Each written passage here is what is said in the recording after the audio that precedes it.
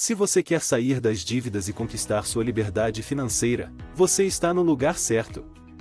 Aqui no My Finance Controller eu mostro estratégias reais de psicologia e tecnologia financeira para transformar sua vida com dinheiro. Se inscreve agora no canal, ativa o sininho e me ajuda a levar esse conteúdo para mais pessoas que precisam disso.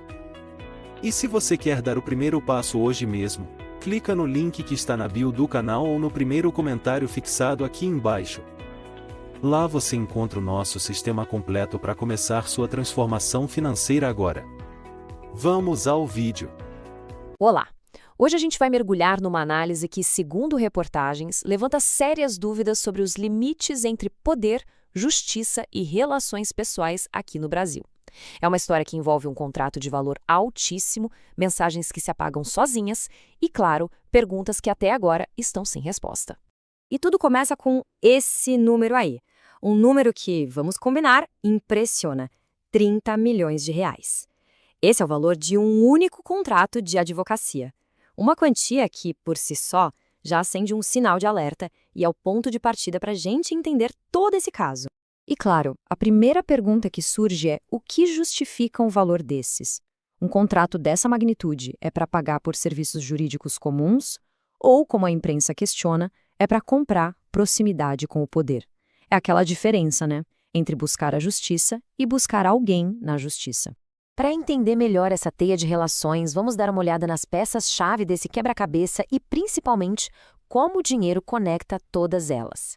É fundamental ter clareza sobre o papel de cada um para conseguir enxergar o cenário completo que foi desenhado pela apuração jornalística. E o que este slide mostra de um jeito bem direto é o fluxo. De um lado, o banqueiro Daniel Vórcaro, ele paga 30 milhões de reais para a advogada Viviane Barsi. E ela, por sua vez, é casada com o ministro do Supremo Tribunal Federal, Alexandre de Moraes. Ou seja, são 3 pontos que estão claramente ligados por um contrato milionário. Bom, a história fica ainda mais complexa num dia muito específico, o dia em que o banqueiro foi preso. É nesse dia que uma linha direta de comunicação é aberta, só que, curiosamente, não foi com a advogada dele, foi direto com o ministro do STF. No total, foram 9 mensagens trocadas entre Vórcaro e o ministro Moraes ao longo desse dia.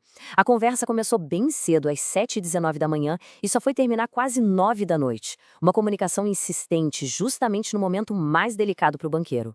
E aqui está o que talvez seja o ponto central de tudo: a pergunta que o banqueiro enviou ao ministro. A palavra bloquear, especificamente, é o que chama toda a atenção, porque ela sugere, segundo a análise da imprensa, um pedido bem direto para que o ministro agisse para impedir alguma coisa. Agora, vamos em frente, porque o jeito como eles conversaram é tão revelador quanto o conteúdo da conversa em si. A escolha do método parece ter um objetivo muito claro: não deixar nenhum rastro. Pois é, o método era todo pensado. O texto não era digitado direto na conversa. Era escrito no aplicativo de notas, depois tiravam um print da tela e essa imagem era enviada com aquele recurso de visualização única, sabe? Que apaga a foto logo depois de ser aberta. Um procedimento totalmente calculado para a mensagem simplesmente sumir. Bom, esse conjunto de fatos, da forma como foi apresentado, acaba deixando no ar uma série de perguntas que, na visão dos comentaristas, precisam de respostas bem claras sobre a natureza dessa interação. A primeira é a seguinte: se o cliente tinha um contrato milionário com a advogada, por que ele foi falar direto com o marido dela, que é ministro da Suprema Corte, justo no dia da prisão? Qual é a lógica de pular a advogada e ir direto na fonte do poder? A segunda pergunta é também bastante direta. Se o conteúdo da conversa era algo normal, legítimo, por que todo esse trabalho para garantir que ela se autodestruísse? A própria escolha desse método para se comunicar já lança uma sombra de suspeita sobre o que estava sendo dito. E, por último, um ponto que a imprensa destaca é a informalidade da conversa. Não tem Vossa Excelência, não tem Senhor Ministro, a linguagem é direta, o que sugere uma certa familiaridade que não parece muito adequada na comunicação entre um cidadão e um juiz da mais alta corte do país, né?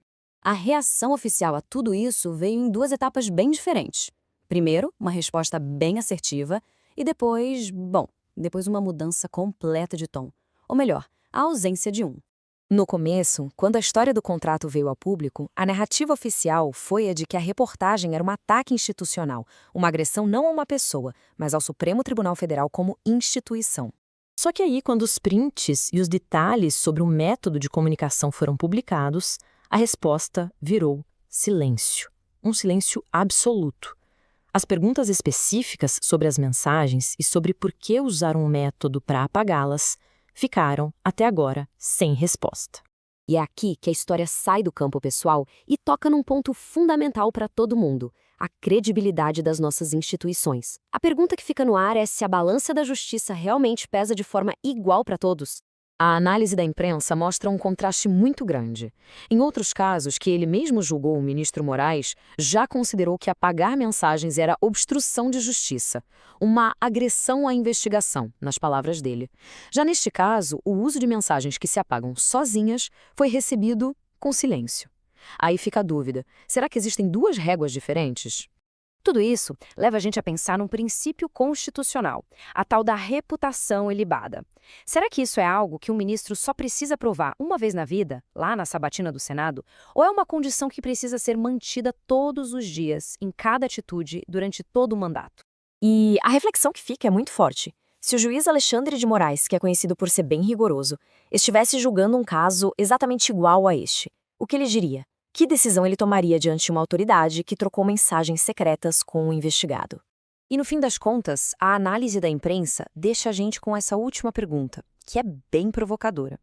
Porque, no fundo, o que a conduta de um único juiz poderoso pode acabar revelando sobre a saúde, a imparcialidade e a igualdade de todo o sistema de justiça de uma nação? É uma pergunta que, por enquanto, continua no ar.